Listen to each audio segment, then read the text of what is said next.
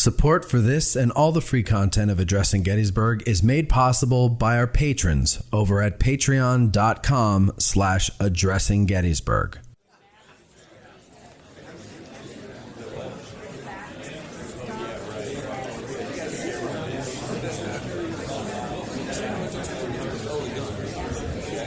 All right. Good afternoon, ladies and gentlemen. How's everyone? I'd like to thank you so much for coming out for this installment of our winter lecture. Am I speaking too loudly? Is that a bit too loud? Sound okay? I might move this down a little bit, though. It's a little loud up here. How about this? Am I all right? Now, I'm going to try this clicker today. How many of you were with Troy yesterday? And it was giving him some trouble, right? We're going to try it. So I'm John Hoptak, a park ranger here at Gettysburg, and today I thought I would try something just a little different for our winter lectures and make it more audience-centered, more participatory, if you will. So hopefully upon your arrival, you each got a enlistment form. Is that right? I know that 6 of you have 2 enlistment forms, so I know precisely how many people are in this theater right now. What we're going to do throughout the course of this program, as the program unfolds, you are going to discover more about your particular soldier who served in the 54th Massachusetts. We're going to try as a group to paint a picture of who these soldiers were as people before they became soldiers in 1863. And you will discover the fate of your particular soldier throughout the course of the next hour or so. All right, so is everyone ready to begin? Yes. I got a quick question for you. One that you've probably been asked many, many times. That question is this clicker going to work? No. I'm all right. I'm going to try it. Let's try it. What is your favorite Civil War movie? Have you been asked that question before? How many of you have seen all of these movies up here? Yeah. I know Gettysburg's popular, especially with this crowd. Lincoln, of course, a popular film. But as far as I'm concerned, whenever I'm asked that question, you know what movie? Yeah, it's got to be this one. This movie was a big, big part of my life growing up. It came out at just the perfect time for me. I was 11 years old when it debuted in the theaters back in late 1989, early 1990. And already by that age, I've probably been to Gettysburg 100 times. I was into the Civil War big time. I was that kid in town who ran around with the kepi and all that. So when Glory came out, my parents took me to see it in the movie theater 7 different times. And if you don't believe them, they're over there. They can tell you. So 7 different times when Glory first came out 30 years ago, and last summer it was re-released. Did anyone happen to catch it in the theaters last summer? I saw it twice more. So I don't know if anybody's actually keeping track, but I would like to think that at 9 times I kind of hold the record of seeing this in the theater the most, right? And if I have some time remaining near the end of the program, I could start reciting the movie from start to finish.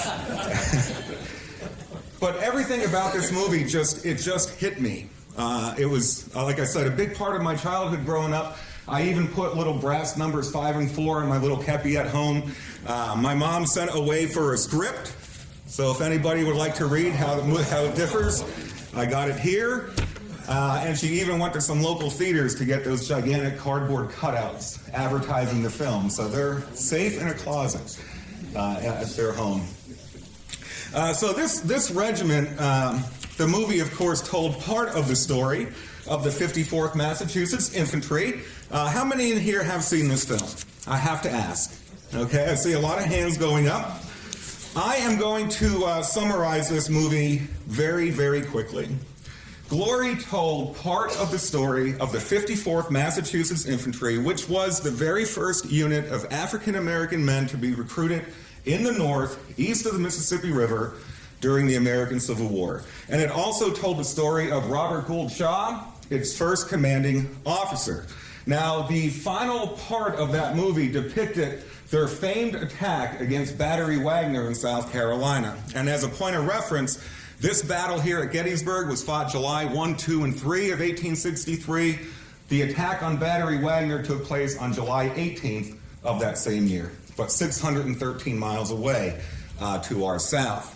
Now, the movie focused on 6 main characters. Oh, and right over. The movie focused on these 6 major characters. Only one of them, however, was an actual historical figure, and that was Robert Gould Shaw. So Matthew Broderick portrayed Robert Gould Shaw, and Shaw, of course, would always be linked to this regiment, although in actuality, he commanded it for only 6 of its 26 months of existence.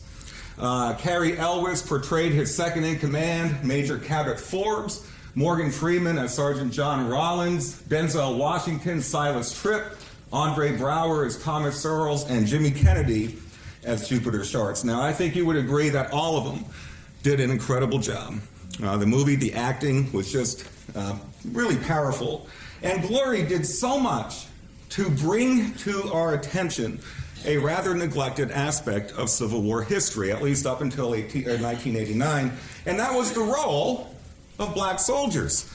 Of course, as we know, by the end of the war, close to 200,000 African American men would fight for the United States, whether in the Army or the Navy. Now, most of those 200,000 men would serve in what were called United States Colored Troops organizations, USCT. But there were some state-organized volunteer units, including the 54th Mass, the 55th Mass, and the 29th Connecticut. Now, instantly, this movie made the 54th Massachusetts one of the most famous units of the war. Would you agree with me with that? I think the 1st Minnesota is another. The 20th Maine, of course, is a third. So Glory did a lot right. But I know that there are some flaws, that there are some criticisms. Some of them are minor. Some of them are not so minor, okay?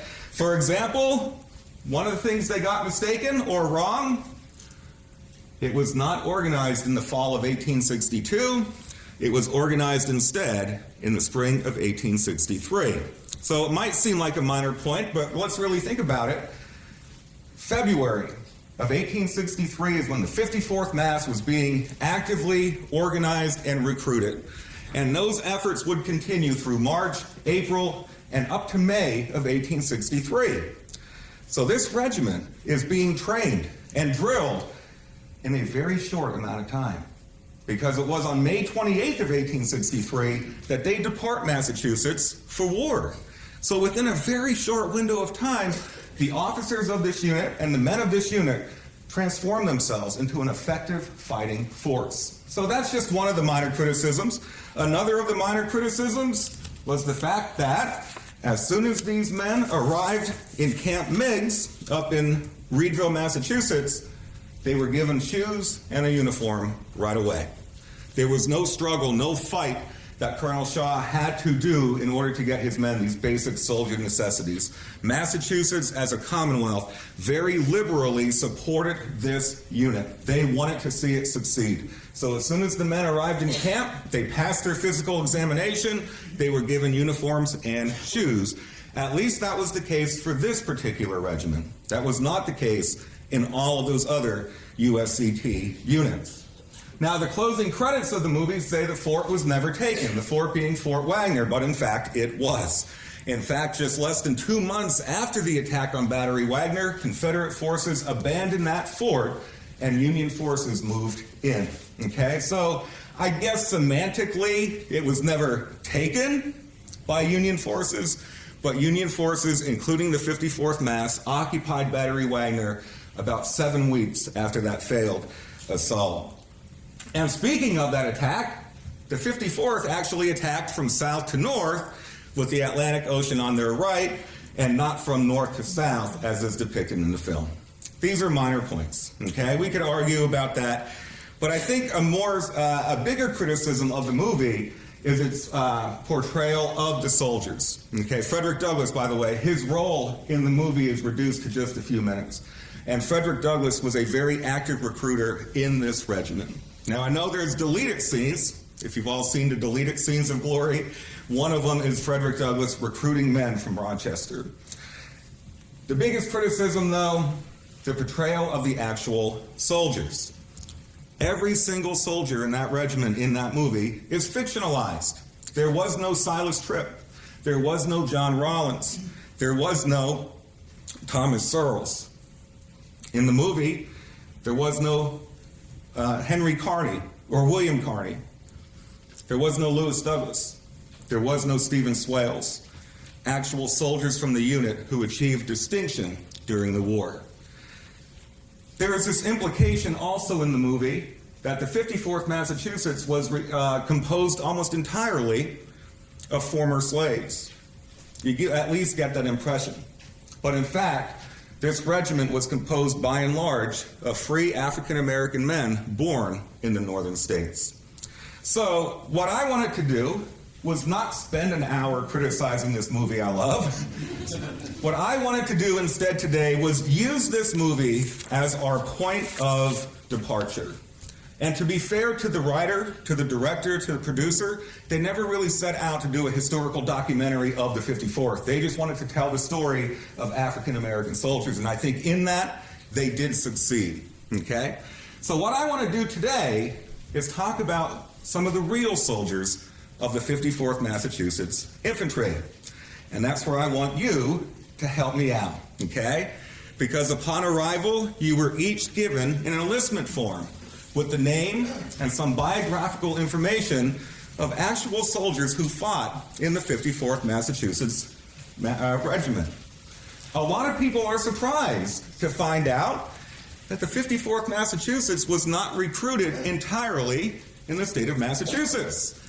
Its soldiers came from just about every state, north and south. In fact, there were only 113 men from Massachusetts when that regiment first set off for war. As a point of reference, there are 118 of us in here right now, okay? So only 113 men from Massachusetts would actually fight with this regiment. The state that sent the most soldiers? Pennsylvania.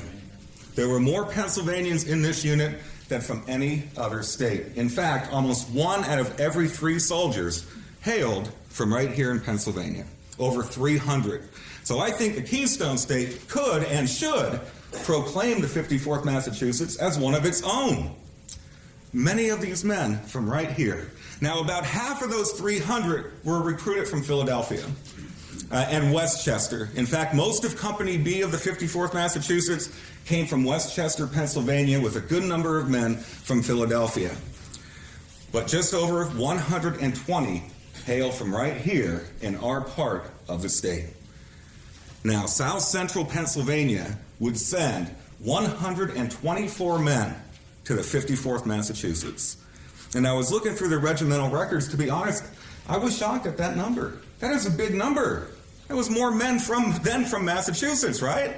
So looking around here, that's the same number of men who hailed from South Central Pennsylvania who fought in the 54th Massachusetts Infantry.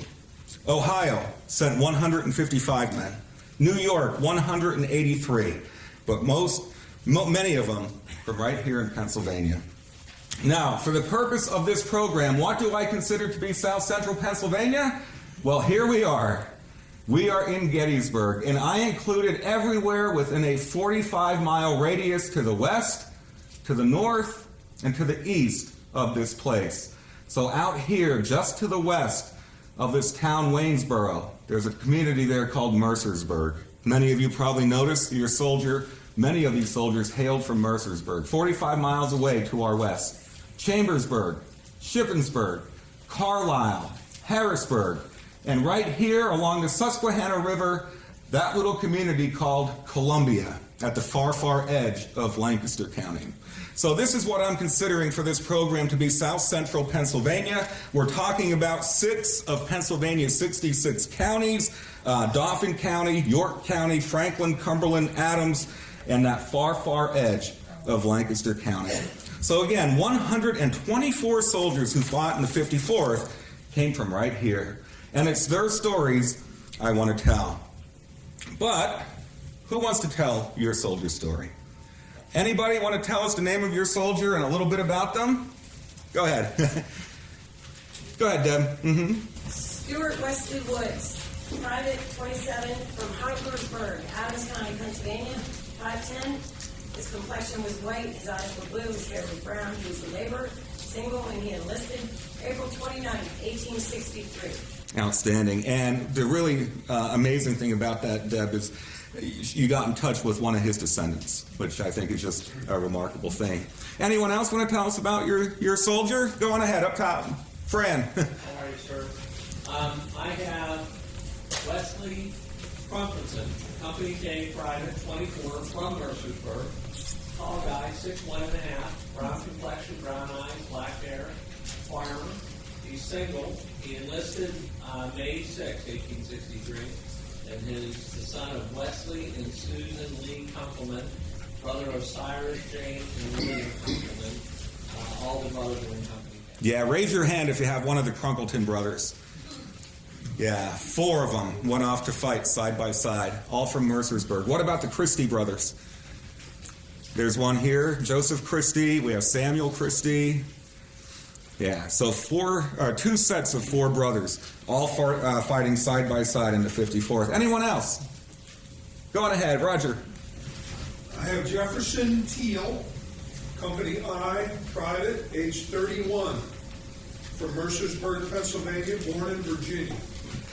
5'5", brown complexion, brown eyes, gray hair, farmer, single. Thank you. And Matt, you want to go? Sure, I have Martin Gilman, a.k.a. Martin Gilmore, from Company D. He was a private, 23 years old, from Chambersburg. According to this, he had no height. He chose not to disclose that. Yeah. His complexion is brown, eyes are black, hair is brown. He is a farmer, and he is married, and he enlisted on April 29th, 63. Outstanding. So, yeah, we don't have... Go ahead, Bob. Just a question. Sure. The man who was born in Virginia? Yes. Is it possible he was born a slave? Oh, we're going to get to that. Yeah, that will be a part of our talk. Yep. Of course, every single one of these men had their own story to tell. And just an example there, we each are representing one of these soldiers, these real soldiers of the 54th Massachusetts. And we don't have time for everybody to stand up and read their soldier's identity, but I thought I would provide a statistical snapshot, if you will, of who these soldiers were. And by the way, I got this information from the regimental descriptive rolls, books, and muster roll information for these men. So over here you can see those Christy brothers, Jacob, Joseph, Samuel, William, Christy, all from Mercersburg, Pennsylvania.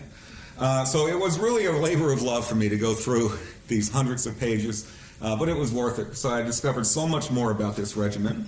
The average age of these 124 soldiers was 23.6 years. That is slightly lower than the average age of all Civil War soldiers, which was 25.8. Most of them were younger than 25. In fact, raise your hand if your soldier was younger than 25. Yeah, we could have a look around. These were very young people. Raise your hand if your soldier was older than 26. Yeah, just a handful more. So most of these men are 25 and younger. 77% of them are between the ages of 16 and 25. The oldest, among the oldest, Edward Parks of Company I. Edward Parks, he was 43 years old, from Carlisle. We have Henry Marshall of Company C, a cook from Harrisburg, who was 45 years old. And the oldest of all these men was Thomas Brown, who was 48 years old, a laborer from Middletown. Where's Thomas Brown? Is he out there? I see up there. Very good. On the other end of that age spectrum were the youngest from this area. 14 of these men claim to have been 18 years old. I think we have a few 18-year-old soldiers out there. Private James Rideout and Franklin Green were 17. There's Franklin Green. My daughter has been assigned Franklin Green over there. The youngest, however, was only 16 years old, and that was Joseph Christy from Mercersburg. So we could imagine the three. There's Joseph Christy, 16 years old, 3 older brothers go out and fight alongside of him. Now raise your hand if your soldier was single. Yeah, this is really no surprise. They were young men. Most of them are single. Both hands go up because you have two soldiers. 92 of these 124 were single when they went off to fight. So where are my married soldiers in here? They're having to go say goodbye to their wives, in many cases their children. Of course, with economic and occupational opportunities not being as readily available to African American men during this era, no surprise that exactly half of these 124 soldiers, 62 of them, gave their occupation as laborer. Okay, so many of you, if you want to hold up your hand, you were day laborers who probably spent your days working for other people. Another 32 identified their occupation as either farmer or farm laborer. Okay, so what's interesting about these numbers, 50% of all Union soldiers, of all 2 million, about 50% identified themselves as farmers. For these men, however, that was about 25%. Of all 2 million Civil War soldiers, about 10% claim their occupation as laborer. For our purposes, that's 50%. Okay, so that tells us about what jobs are being available to these men prior to the war. There were a number of skilled tradesmen here. We have 2 boatmen, 2 barbers, 2 quarrymen, 2 blacksmiths, 2 waiters, and 1 each of forgeman, seaman, shoemaker, coachmaker, butcher, baker, woodcutter, carpenter, mason, and stable hand. Now, we talked about places of origin. And Bob here asked me a very interesting question. Jefferson Teal was born in Virginia, okay? In fact, 10 of these men identified a southern slave state as their place of birth. Maryland or Virginia, most prominently. There were others who claimed to be born in Illinois, others in Ohio. What I did here is I looked for those who were either born in or enlisted from this area, okay? Now, the question is, how many may have been born in slavery? Now, here's an interesting thing about the 54th Massachusetts. If you go through their regimental record books, page after page after page, you will find exactly 30 who are identified as having been born into slavery. That's 30 out of 1,044. But we have to remember what the Confederate Congress did just prior to the organization of this unit.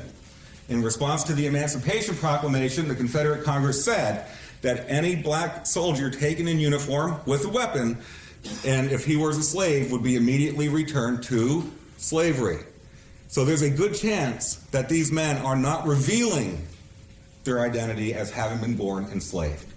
There is one individual here, though, who is identified in the record books as having been born a slave, and that is Private John Allen Macpherson. Where's John Allen Macpherson from Harrisburg?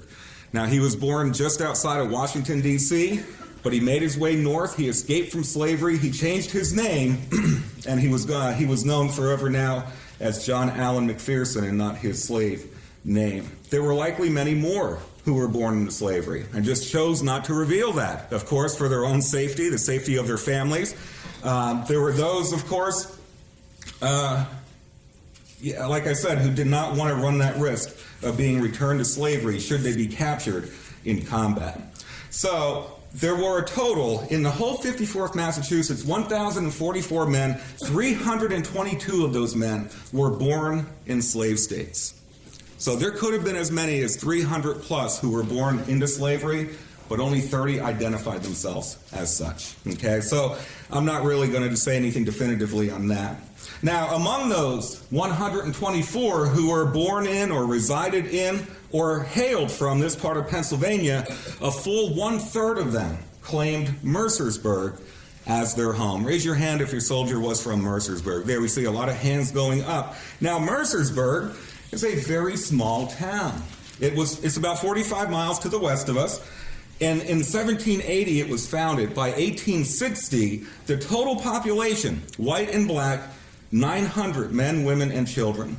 So it was about half the size of Gettysburg at the time of the Civil War. And of this 900, only 89 were identified as black. So these 32 men most likely did not come from the town of Mercersburg, but from its surrounding area. Okay, the farm fields surrounding this, and including a settlement just a few miles to the west of Mercersburg called Little Africa, right along the foot of the Tuscarora Mountains was a thriving African American community called Little Africa, and it was a safe haven along the Underground Railroad. So even though your soldier listed Mercersburg as their place of origin, they may have come from the surrounding townships around that place. Mercersburg, of course, right there in Franklin County. The Christy Brothers, who we talked about, they hailed from the Mercersburg area. Of the 4 Christy brothers, 2 of them would be seriously wounded in combat. A third was destined to die in combat. The Crunkletons, all 4 of them became casualties of war. 2 of them made it home. And we'll discover who they were in just a few moments.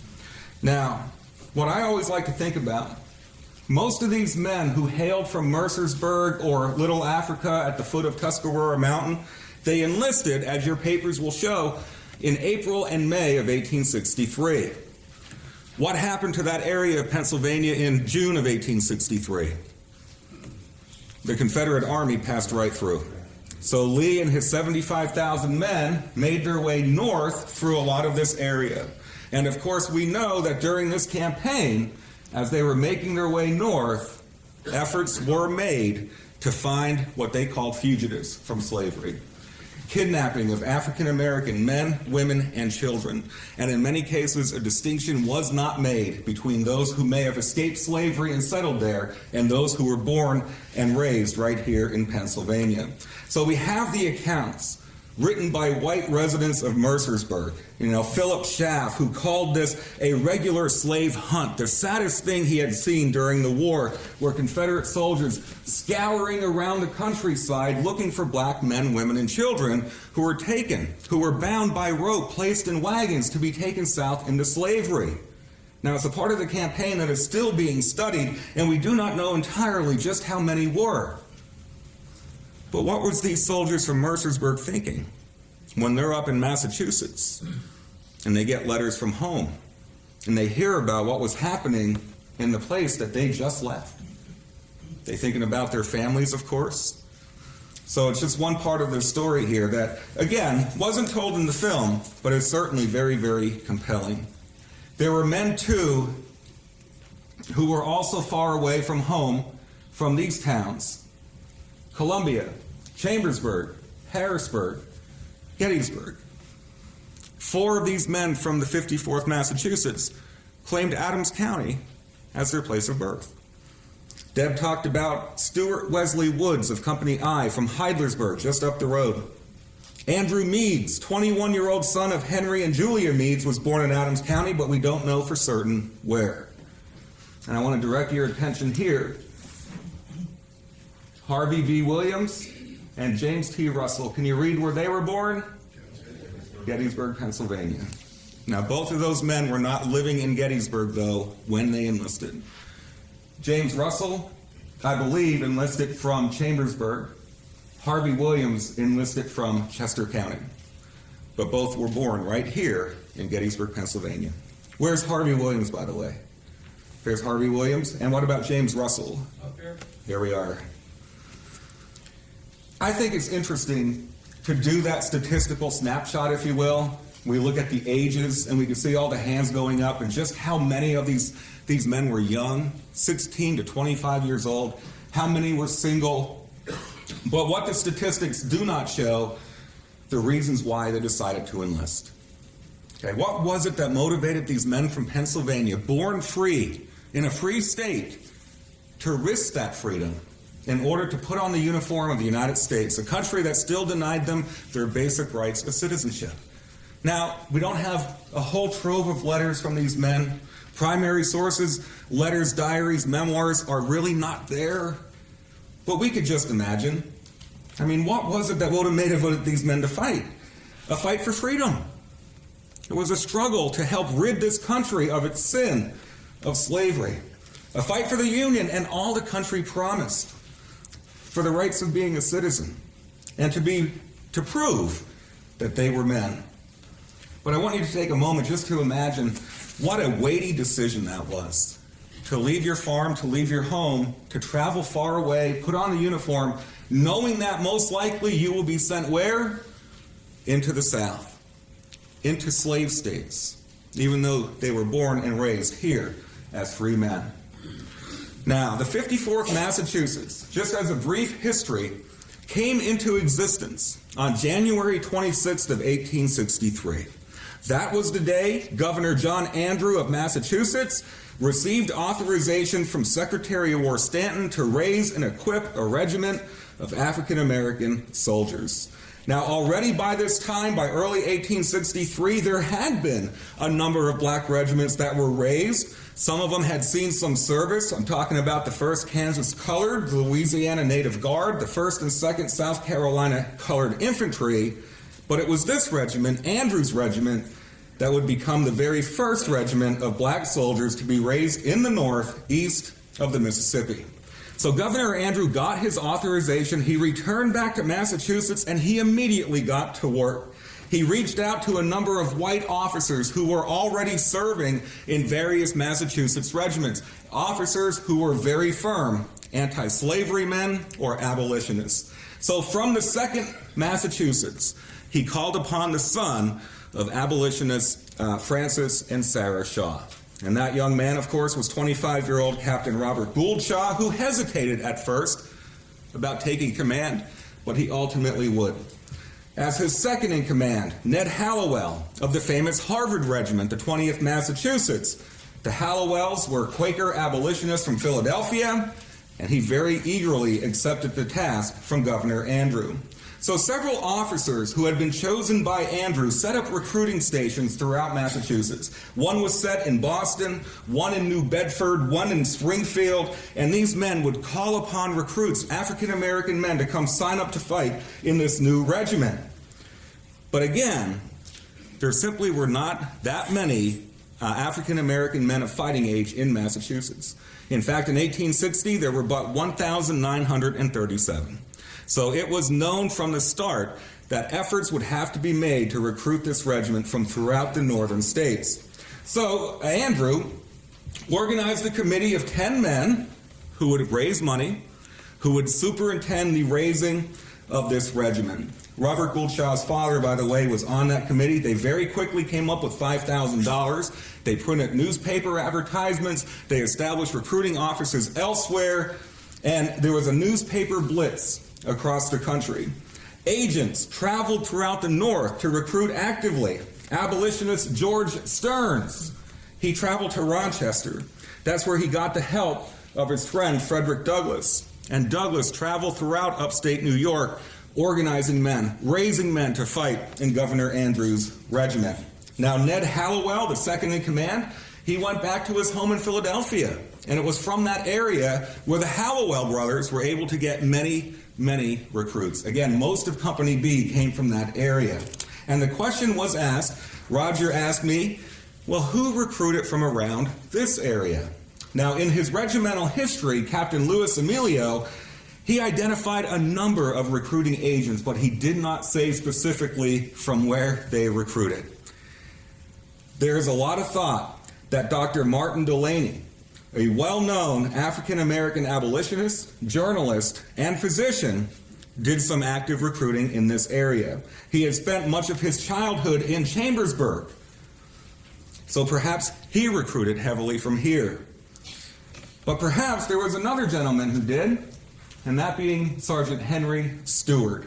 I say that because in one of the newspaper clippings from the Mercersburg Journal, there is this quote, "A colored recruiting sergeant made an effort in this community last week among the colored people and succeeded in enlisting about 20 able-bodied men, some of whom on Monday were taken to Harrisburg and shipped to Boston to fill up the Massachusetts colored regiments."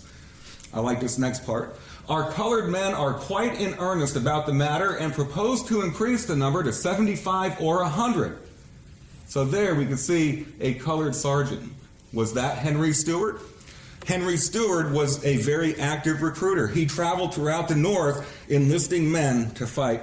And at the bottom of this newspaper article, by the way, you can see the names. Some of them you have. The Rideout brothers, the Christy brothers are there, Hezekiah Watson, and so on. So no matter how these men learned about this effort, whether there was a recruiting sergeant in the area, or whether it was simply by reading the newspaper, They came in great, great number. In fact, here are some other newspaper accounts talk about the recruiting activity here. In early March of 1863, the Carlisle Weekly ran this here. A few days ago, recruiting and transportation officers were opened in Philadelphia, somewhat privately in the city, to enlist colored soldiers. We have, on Tuesday afternoon last, another squad of colored volunteers for the 54th Massachusetts left Columbia. And you can see some of the names. So the Lancaster Daily Inquirer, you can see the dates here that they're organizing. April, March, late March. Over here you can see recruits for the 54th. Quite a number of colored men in this vicinity are enlisting in this regiment. The men who left Columbia were good material and men whose labor will be missed in the spring when the lumber season opens. The following is the list of Columbia's volunteers. Now you'll see some names on there who didn't make it to the regiment. And a full 1/3 of men who arrived at Camp Meigs up in Reedville were turned away. They did not pass the physical examination. So perhaps it was some of these men here as well. So newspapers from around this area began to publish all these accounts. By rail, by wagon, by foot, all of these men from south central Pennsylvania began to arrive at Camp Meigs. You can see it up there. What I love about it today, it's a playground. That's what it looks like today there in Reedville, Massachusetts. The number of men who were coming to the camp of the 54th Massachusetts very quickly began to outnumber from every other state, including from Massachusetts. Now, there was a young man in the ranks of Company C from New Bedford, Massachusetts, who wrote about this, and he was embarrassed for his home state. I think this deserved to be quoted at length here. Now, James Henry Gooding wrote frequently to the editor of the New Bedford Mercury newspapers, and his letters are a trove. They've been published, by the way, if you'd like to read them. Here's his letter from April 18th.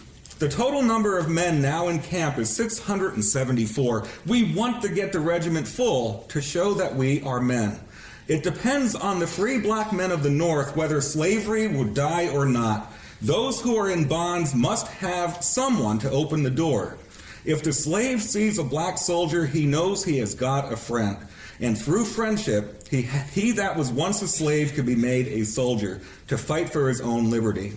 But allow that slavery will die without their aid of our race to kill it. Language cannot depict the indignity, the scorn, and perhaps violence that will be heaped upon us. Unthought of laws will be enacted and put in force to banish us from our land of birth. Now is the time to act. Emulate the men of Pennsylvania, he said, who have left their homes in numbers to shame the colored men of the Old Bay State.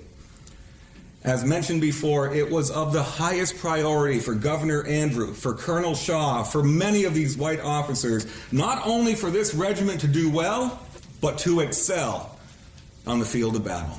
They knew the eyes of the nation were upon them. And if this failed, well, they just did not want to think about what would happen if the 54th Massachusetts did not exceed all expectations. Now, upon arrival at Camp Meigs, which is today, again, that playground there, each volunteer underwent an extremely vigorous physical examination.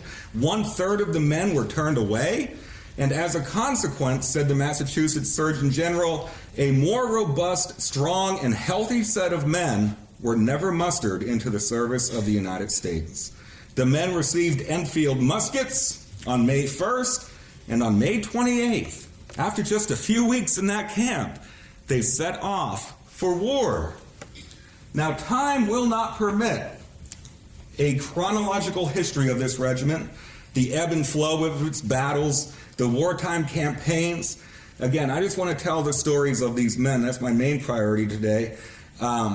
But let it suffice to say that from the day the regiment left Massachusetts on May 28th until it was disbanded forever on August 20th of 1865, the 54th Massachusetts was in existence for 26 months. And during the entirety of this 26 months, it served entirely in the Department of the South. It campaigned especially in South Carolina, Florida, and Georgia. It saw battle, most famously the Second Battle of Fort Wagner, July 18th of 1863. It also fought at James Island, Olustee, Honey Hill, and Boykin's Mill. Now, time and again, on these and other fields of battle, the 54th Massachusetts proved itself a very good regiment. And it paid a heavy price, too, in terms of numbers lost. Now, precise regimental numbers are hard to come by, particularly following the fight. It would help if I hit the right button. There we go. The 54th Massachusetts lost a total of 176 men killed or mortally wounded in battle. 93 died from disease. Close to 300 sustained non-fatal wounds. And what about us? From right here in South Central Pennsylvania, 15 died on the field of battle. 8 died of disease, and 42 of them sustained non-fatal wounds. So they paid a heavy price for their service. Now, their first battle took place on July 16th of 1863. And the first man from South Central Pennsylvania to give his life on the battlefield was Cyrus Crunkleton. Where's Cyrus Crunkleton? One of the Crunkleton brothers, 19 years old. Now, he was, again, went off to war the same time as 3 brothers did. And he lost his life on July 16th of 1863. Now here, the 54th Massachusetts was put into a pretty tough spot. They were attacked by 3 sides of Confederate soldiers, and they held their ground stubbornly. And they held their ground enough to allow the 10th Connecticut, a white regiment, time to escape from what was a perilous situation with their back to a river here. So the 10th Connecticut would be forever indebted to the soldiers of the 54th. Alfred Terry, a Union officer, commanded the Union force during the Battle of James Island, and he praised the steadiness and the soldierly conduct of the 54th Massachusetts Regiment, who were on duty at the outpost on the right and met the brunt of the attack. In addition to Cyrus Crunkleton, young Cyrus, 19 years old, Private George Washington Street, also 19, from Franklin County. Where's George Washington Street in here? Up top, at the very top. Mortally wounded, he died of his injuries just a few days later. 27-year-old Henry King, a laborer from Carlisle, also among those killed.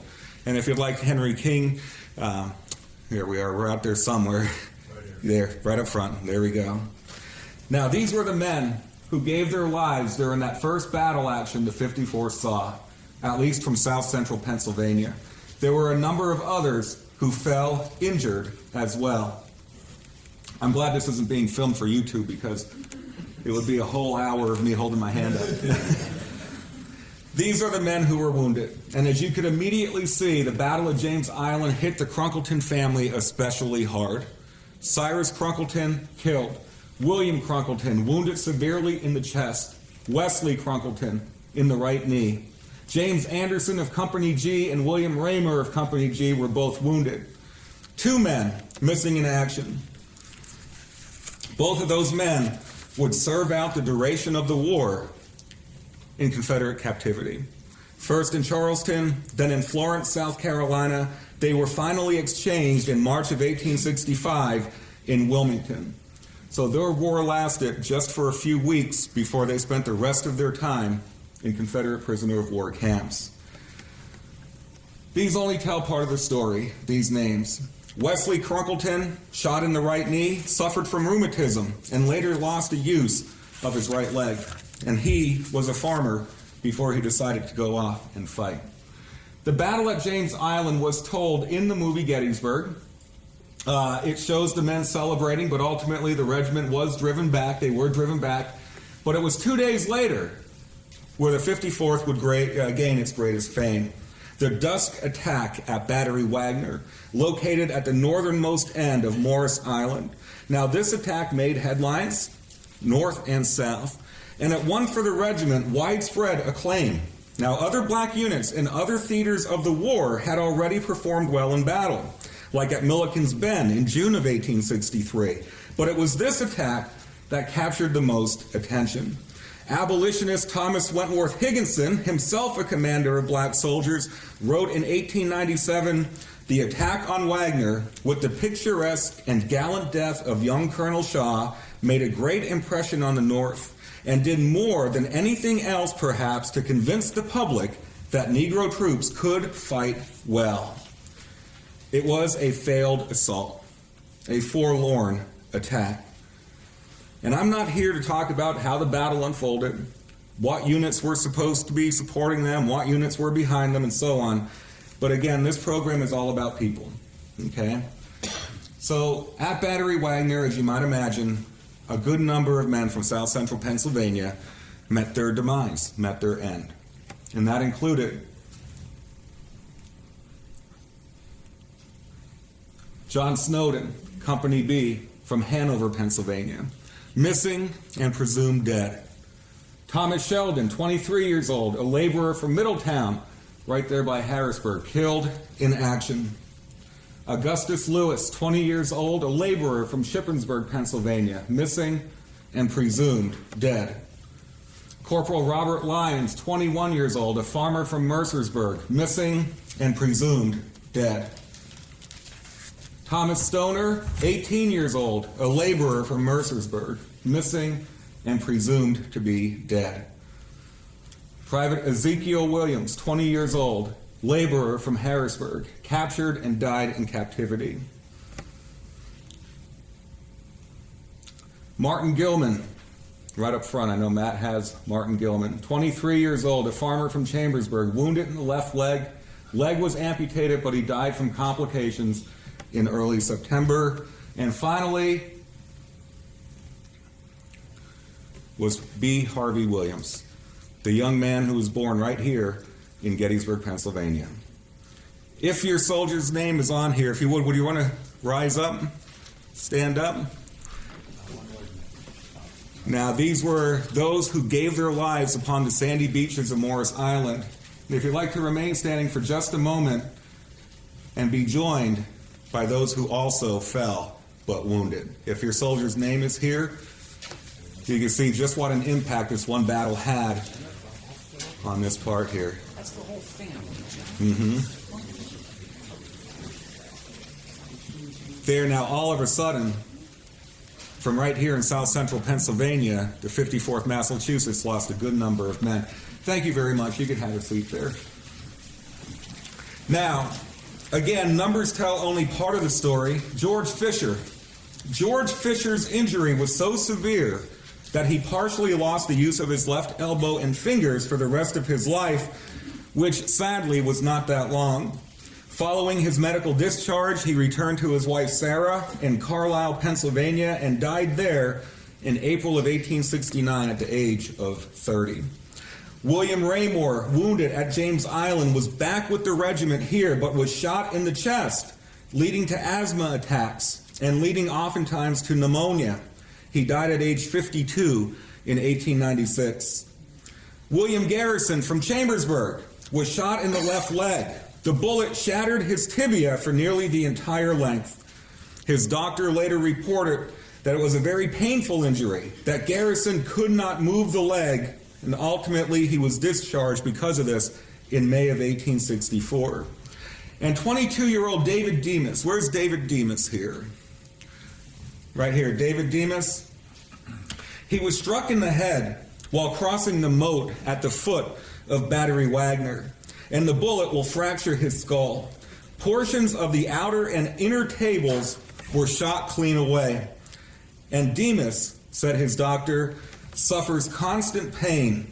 His head is morbidly sensitive to the direct rays of the sun. You could just imagine the pain from that injury. Thomas Burgess, 22-year-old carpenter from Mercersburg, was very near to Robert Gould Shaw when Shaw fell dead at the top of the rampart walls.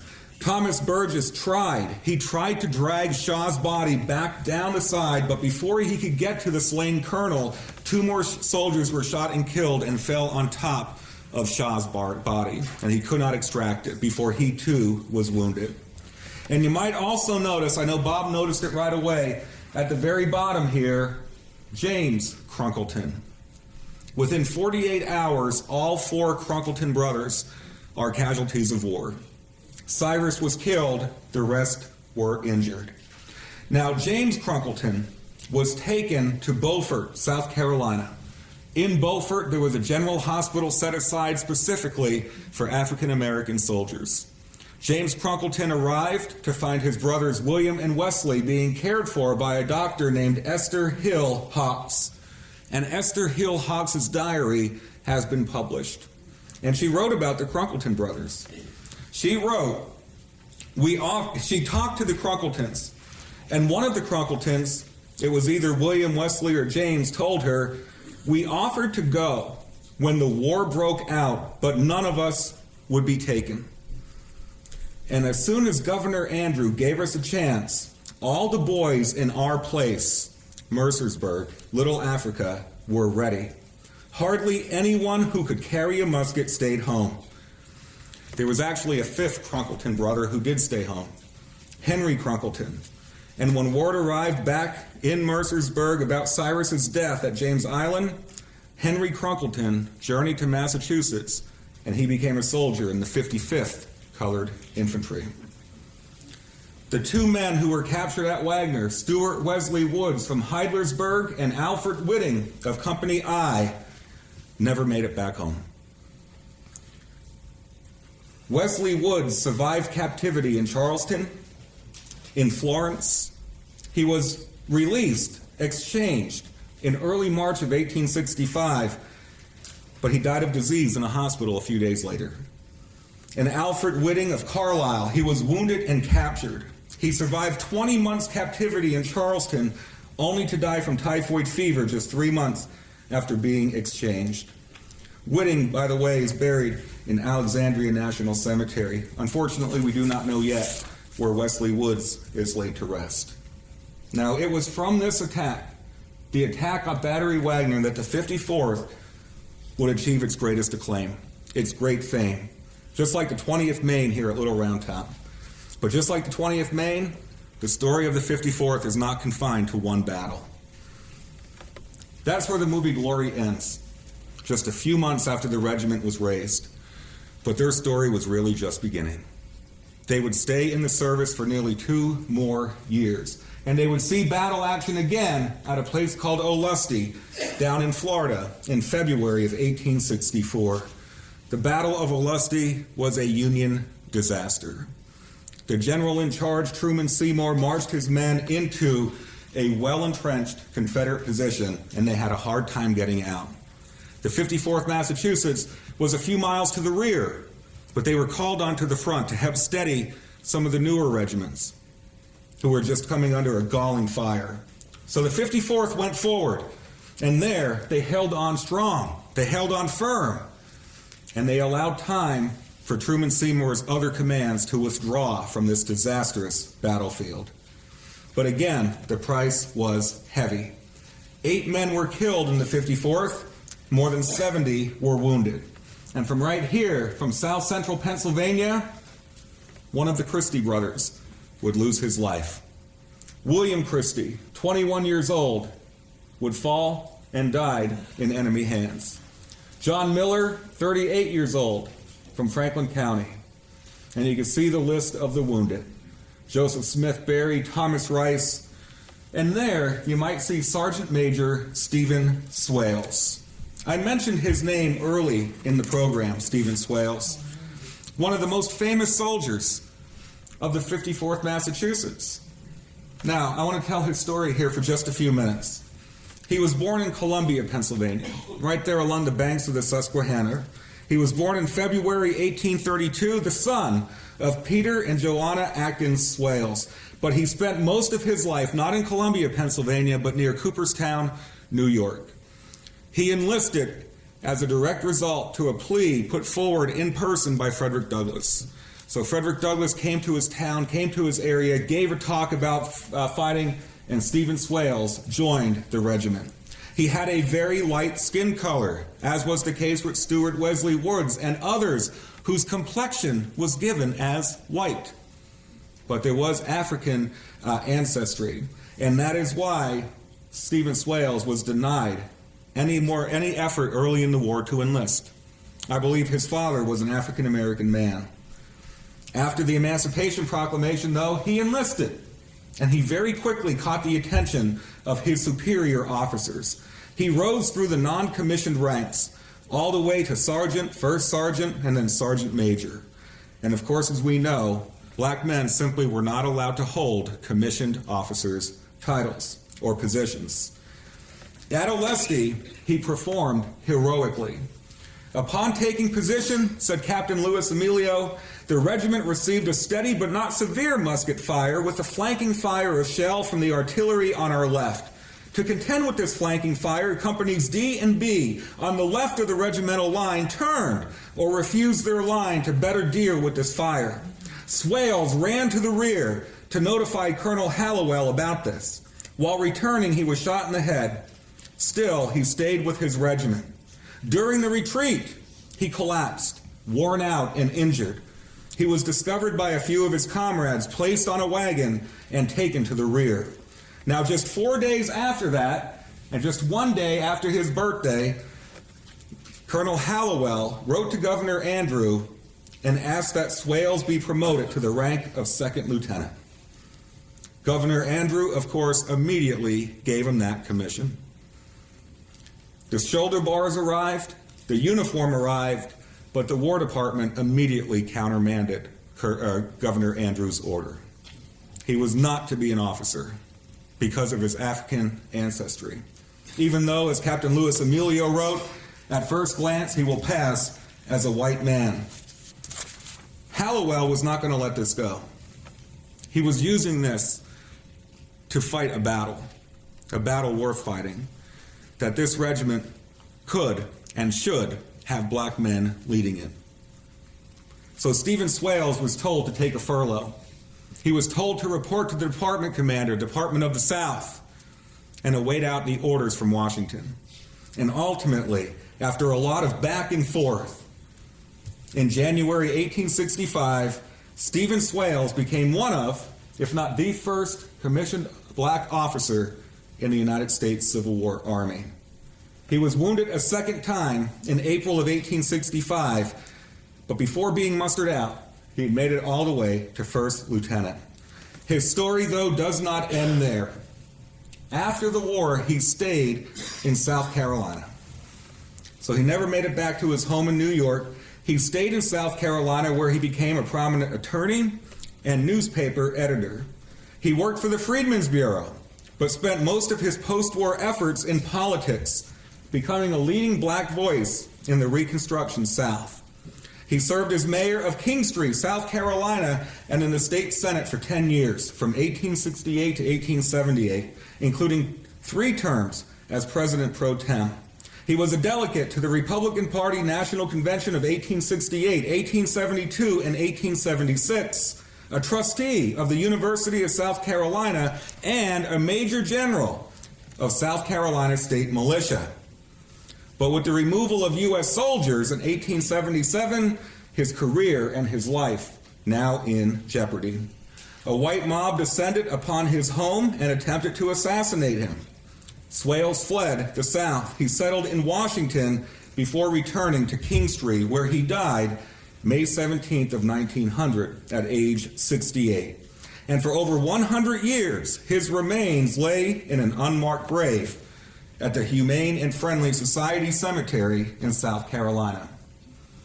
That was until 2006, when a group of local historians and the African American Historical Alliance rallied together to raise money and dedicate an appropriate tombstone for Swales, a historical marker where his house once stood. Now, if anyone here is looking to write a biography, I think he's in desperate need of one, okay? Now, following the Battle of Olustee, the 54th returned to South Carolina to the coast, where they remained for the duration of the conflict. They were present for the fall of Charleston, and they participated in another number of other campaigns into the interior. They saw action in battle again at Honey Hill in November of 1864, and at the battles of Camden and Boykins Mills in April of 1865. And in those places, men from South Central Pennsylvania shed blood upon these fields of battle. We can see their names there. George Jackson, Company I, killed in action in the trenches in front of Wagner in October of 63. Stanley Johnson died while on picket guard at Morris Island. Stephen Swales again wounded for a third time, April of 65. Horace Bennett wounded in the left thigh at the Battle of Boykins Mill. John Green, wounded severely in the left arm. Thomas McCullough in the left heel.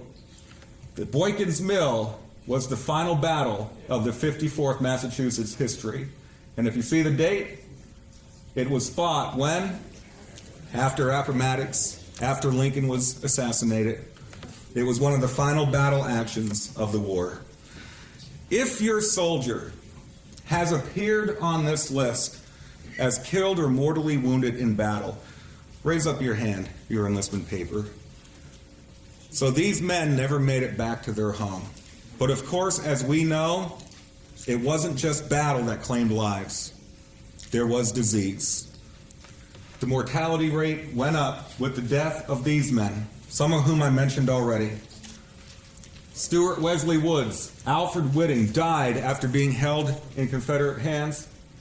George Scott died of heart disease, young man, very early on, June of '63.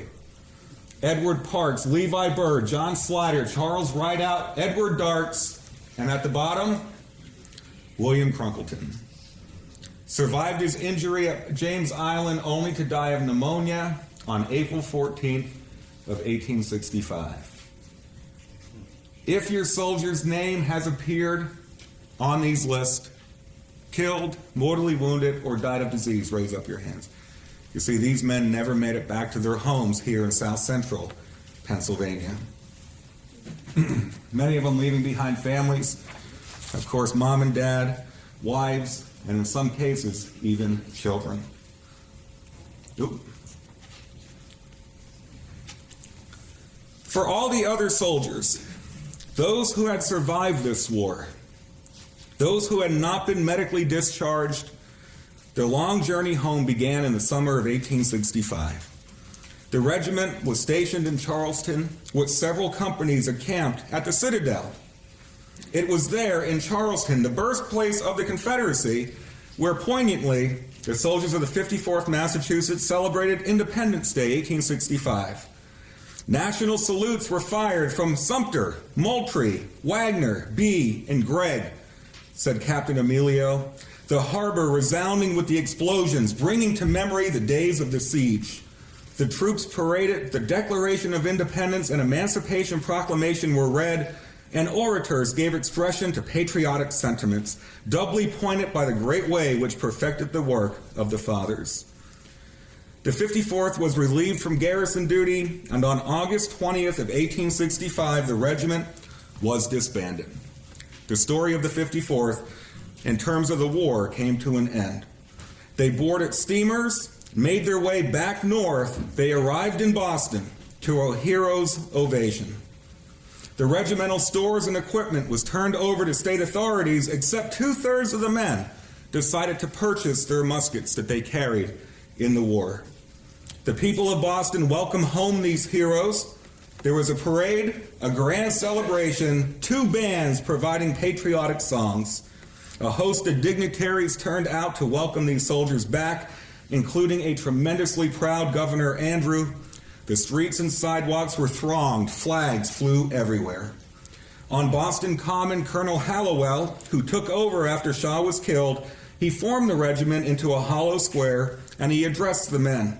He thanked them, he praised them, and repeated cheers followed. At long last, the regiment marched down to Charles Street, where a large dinner was provided, and after that dinner, the men of the 54th Massachusetts made their way back home. For the many men from South Central Pennsylvania, it was a long journey, by rail, by wagon, by foot, mile after mile, until Mercersburg was reached, or Harrisburg, or Chambersburg, or Shippensburg.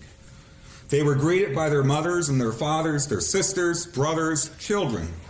Many returned home with scars from distant battlefields. Some, no doubt, had a difficult time transitioning from back to civilian. Many returned with tears in their eyes and with broken hearts, having lost friends and brothers. Again, the Crunkletons, only 2, James and Wesley, made it home. Charles Darks and James Rideout both returned to Mercersburg without their brothers. 3 of the 4 Christy brothers made it back, only William being left behind in an unmarked grave in faraway Baker County, Florida, near Olustee. Now some would go on to do great things. We talked about Stephen Swales already, but there was William Little of Company D. After the war, he married, he raised 8 children, he attended school, graduating from Lincoln University. He later became the first African American to serve on the Chambersburg, Pennsylvania police force. And he's buried there just off of Route 30. You can find his grave. Some remained active in veterans affairs, joining various GAR posts. Joseph Christy was one of them. Joseph Christy of Company I became a leading figure in the African American veterans movement. He helped to organize the Grand Review of Black Troops that was held in Harrisburg in November of 1865. He later moved to Pittsburgh and then ultimately took up residence in the Soldiers' Home in Dayton, Ohio. Now, sadly, it was there where he met his end. He was stabbed to death by a fellow veteran by the name of Benjamin Butler, who fought with the 55th Massachusetts. Butler claimed that Christy was too slow in passing him his bowl of oatmeal. Words were exchanged, a fight broke out, and 67-year-old Joseph Christy was stabbed, bled to death on the pavement. 70-year-old Butler was taken into custody, later to jail. Arthur Carson of Mercersburg, young man who fought, returned back home. He voted in the presidential election of 1880.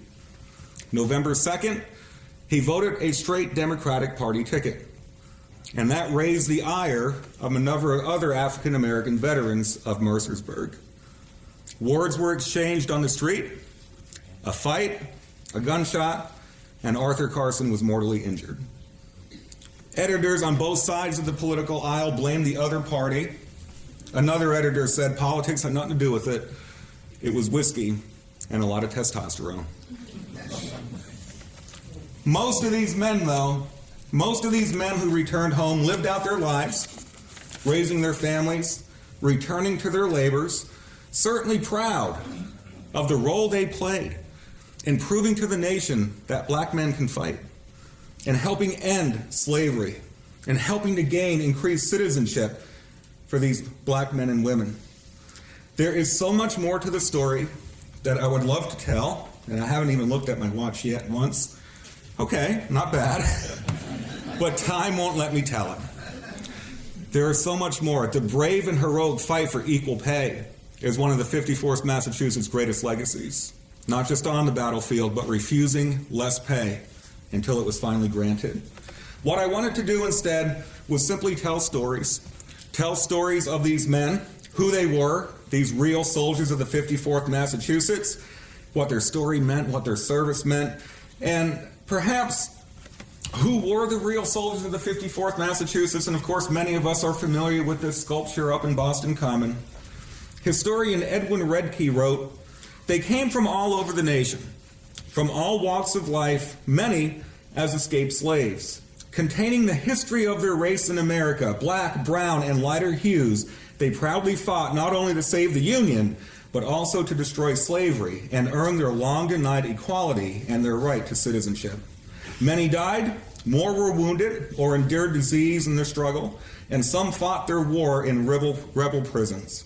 Their honorable sacrifice and ultimate victory became a major chapter in the struggle for a just society. They deserve," he said, "to be remembered." And I think that's what we did over the past 67 minutes. I want to thank all of you for participating. You could keep those enlistment forms. Thank you, everybody, for coming out for this lecture. Thank you. Thank you.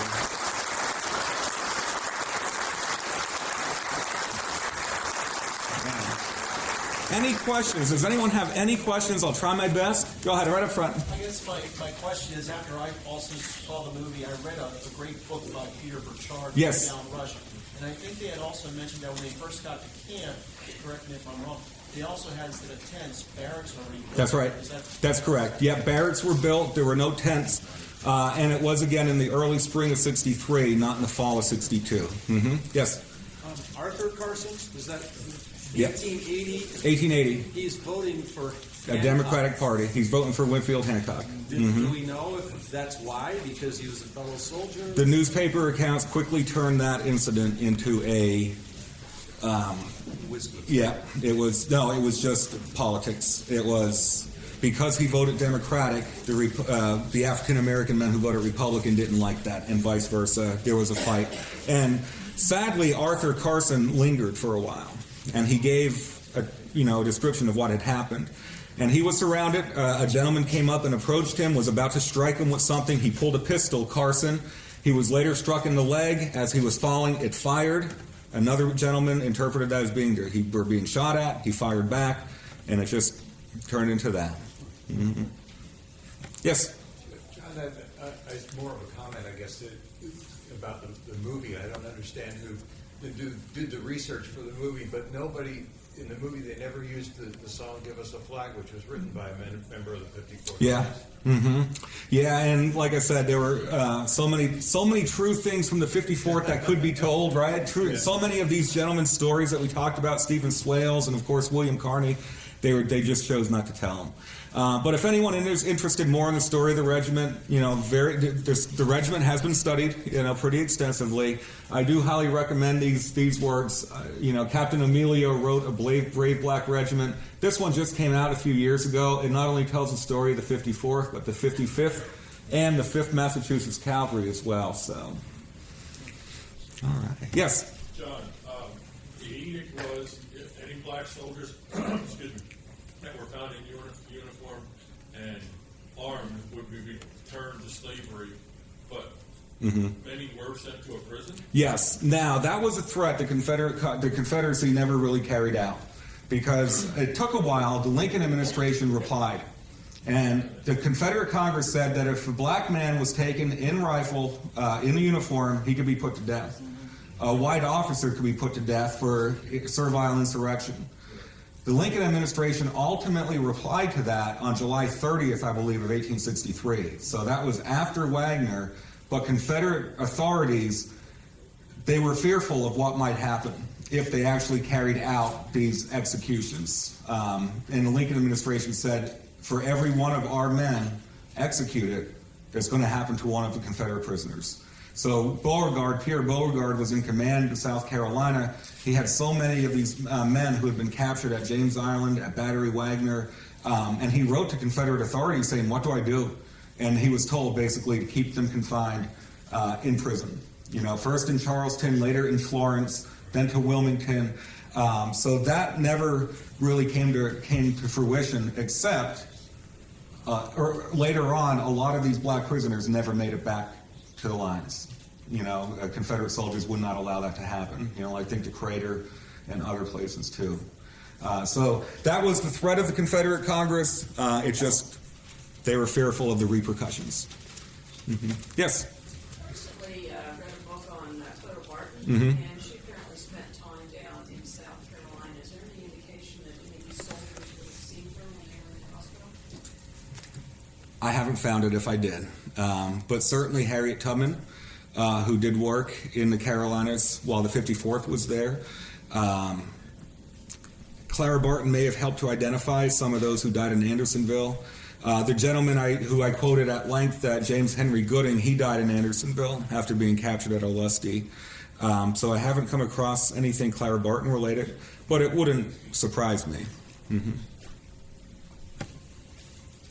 If I'm not mistaken, for most of the war, they weren't paid. Yes.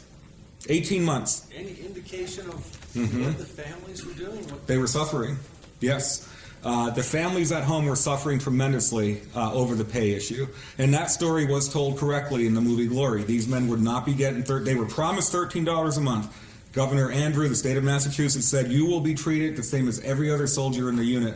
Well, then the paymaster arrived and said, no, $10 a month. That was via a legislation that was passed during the Confiscation Acts in Congress, where these men would be paid not as soldiers, but as laborers at the rate of $10 a month. And laborers, look at their casualties on the battlefield. They said, absolutely not. And they appreciated that the officers refused to take pay, but they told them to accept it.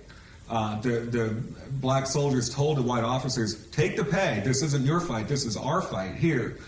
So they ultimately would. And for 18 months, the 54th Massachusetts went unpaid. They did not get paid a single dime for 18 months until finally the law was modified. And Colonel Hallowell also, he made his soldiers take what was called the Quaker Oath. They were about to pass a law saying anybody who was born into slavery is now contraband and would only be paid $10 a month. So Hallowell had the entire regiment say that they were free on or before April 18th of 61, which was the date that was in that legislation. So as you read through the records of the 54th, every single one of them says free on or before April 18th, 61. So yeah, that is a fight that, you know, it wasn't against the Confederates on a battlefield, but it was a fight that the 54th fought, and their families suffered tremendously because of it. Massachusetts, they tried. Governor Andrew was horrified at what was happening, so he passed a law in Massachusetts that they would make up the difference. So the federal government would pay $10 a month, subtracting $3 for uniforms and equipment. The state of Massachusetts would make up the balance, and the 54th Massachusetts said no, we don't want that, because we want to be treated by the government in Washington the same as they treat everybody else. So yeah, they made a very brave stance. Yes, right here. In Charleston, prisoners, were they at the Racecourse? Yes. Just to the north of the city, the Racecourse prisoner of war camp. That was one of the first areas that were liberated when Charleston was evacuated. So there were still some men who were captured at Wagner who were confined there. But I think they might have been sick or injured. Confederate authorities began to move them from Charleston to Florence as Sherman got closer and closer. Mm-hmm. Yes? On the pay issue, did they receive back pay at that Yes. point? So they got full compensation? Yep, they would, and their families too. If they died on the battlefield, they would. And the bounty. And the bounty, yep. So a lot of these men from the 54th, when they came home, if they came home, they were in a better position financially to start their lives again than those, but boy, it took a long time to get there. Stephen Swales' story, by the way, is a complicated one. He apparently had not a wife, but he had children in Cooperstown, New York, with a young woman who lived nearby there, and he would not return to her, nor those children. He never married her, but the newspapers who were on the side of the 54th, they told the story of Swales' family suffering in Cooperstown, New York, as a way to illustrate this pay thing. So, yeah, if anybody's looking at a biography, he's in need of one. Yes, way up back. John, any stories in terms of where Douglas fell out in that 18-month period, knowing that he had some role in the recruitment? Frederick Douglass. Yeah. Yes, he was very much advocating for equal pay. In his newspaper, directly to the president, Lincoln, of course, turned everything, all those matters over to Congress. You know, if it was a military matter, Congress had to deal with it. So Frederick Douglass actually marched with the 54th Massachusetts when they left Boston on May 28th of 63. He left on the steamer with them, the Demole, as they began to head down the coast, but then he had caught a ride on a tugboat back. Two of his sons, his first two recruits were two of his sons, Lewis and Charles was not well physically. He fell ill, so he stayed behind at Reedville while Lewis went off and fought, and he was badly injured at Wagner. But Frederick Douglass also took up the call for equal pay, doing what he could. I love the teaser you had for the talk today, the eagle on the buttons Yes. and the bullets. Just a little context for Yep. that, because that was Douglas. Frederick Douglass, he wrote this very passionate appeal that appeared in newspapers across the country. Like I said, there was this committee of 10 men that began to raise money, and they used that money to print Douglass's appeal in newspapers across the North. So whether or not they made it to the Valley Sentinel or the Mercersburg Journal, I don't know. I haven't found it. But they made it to Philadelphia. They made it to other of the big cities. And in that, you know, he says, the door is partway open. Let us continue to push it all the way open. And these men, if they had eagles on their buttons and bullets in their pockets, will prove themselves as fine fighting men as any white soldier would be. So that was his appeal to get out these men. Yes? Was the burning of Darien a true story? Yes. Yes, that was depicted in the movie was a very true story, and it mortified Shaw. It was what they showed in the film was a very accurate representation of how Shaw felt, because the last thing he wanted was for his regiment, that he wanted to be the model regiment, to be associated with this. The burning, the sacking of the town of Darien, Georgia, which was set on fire, set aflame. So immediately Shaw not only requested another commander under whom to serve, but he wrote to his mother, he wrote to newspapers saying, this was not my regiment. Only one of his companies participated in that, but he worked very hard to distance himself from that affair, and that partly inspired him to tell George Strong at Wagner, to tell their superiors that his men want to fight, so they could kind of remove this label. And Colonel Montgomery, who's depicted in that movie, he had horrific things to say about these men of the 54th Mass. The pay issue was dividing the Department of the South. He rode into the camp of the 54th and lectured them, told them that that's all they deserve, to take their less pay and all that. It was just a nightmare scenario with that guy. So, but yeah, that was actually a true representation. Do you know if Shaw did know any of the three African Americans, like he did Thomas? I don't know. The script, has a scene of a young Shaw and a young Thomas playing as children out in the backyard. I don't know if Shaw knew any of his men personally. Maybe. Perhaps. He was not as committed an abolitionist as his family wished him to be. He was a young guy. He was a young fella. He had fun at Harvard. He had fun in Europe. He was anti-slavery, but he was not the committed abolitionist his parents wished. He was not the abolitionist that Hallowell was, the second in command. But still, he did everything he had to get the respect of his men and to others respect his men. Mm-hmm.